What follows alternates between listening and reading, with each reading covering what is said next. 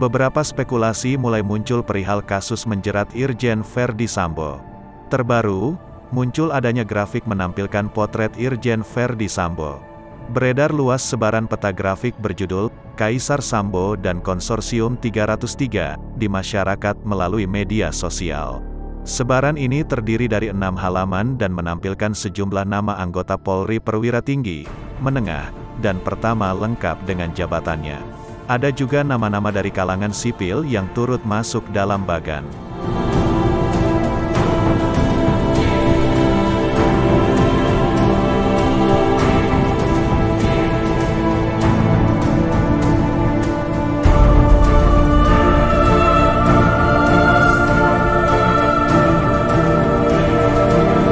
Rocky Gerung, akademisi yang pernah mengajar di UI pun buka suara. Dalam perbincangannya bersama dengan Hersubeno Arif dilihat redaksi pada Kamis tanggal 18 Agustus tahun 2022.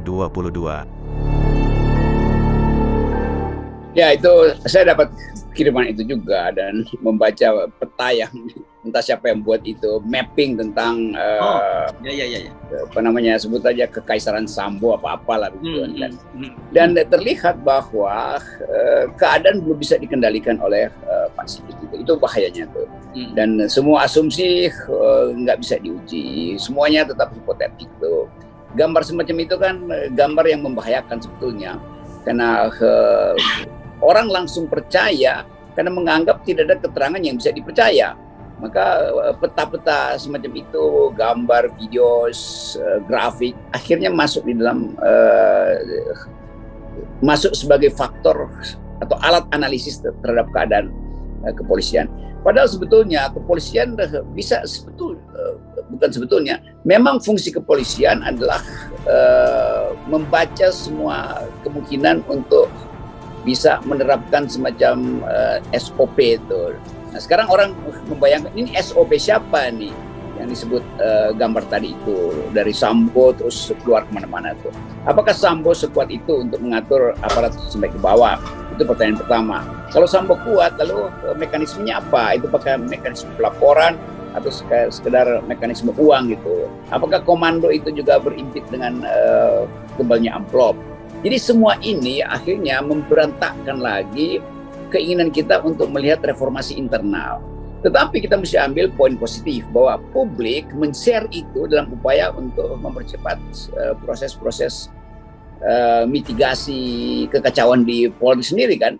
Nah, kita tunggu Jenderal Sigit itu mengklarifikasi ini apa yang beredar di situ. Kalau enggak itu bahaya betul tuh. Banyak nama di situ ditaruh dalam peta yang seolah-olah dibuat untuk meminta perhatian publik yang lebih besar.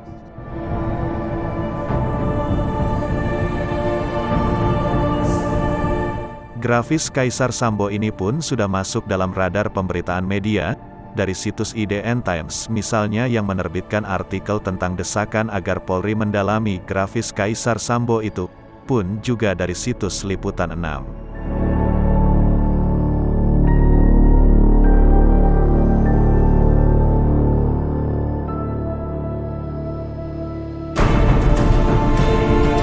Ya, itu karena itu kita mau lihat itu dari mana peta itu. Apakah peta itu memang pernah ada atau sekarang setelah Sambo mulai melemah pengaruhnya, lalu peta itu dimunculkan. Kan ini intinya. Jadi dua hal mesti dipisahkan di situ. Ada kriminalnya Sambo dan ada posisi Sambo di dalam konstelasi yang digambarkan dalam grafik itu tuh. Itu yang mesti di-clearkan tuh. Kalau dia dilengketkan sekarang, seolah itu bikin beban dua pada Pak Sigit. Harus menyelesaikan kriminalnya, juga harus menjelaskan apa betul peta ini datang dari kepolisian sendiri atau datang dari perkelahian di antara faksi di dalam kepolisian. Kan itu yang jadi headline sekarang, atau keinginan tahuan orang bertambah lagi, menjadi orang lebih kurios. Kalau begitu sebetulnya ya udah satu markas besar kepolisian aja direformasikan. Semuanya kan nama-nama itu kan ada di situ semua. Itu bahayanya, dan supaya bahaya itu tidak meledak menjadi intrik yang berkepanjangan, Pak Sigit sebagai Kapolri harus tampil di publik dan betul-betul menerangkan apa fungsi dari beredarnya grafik itu.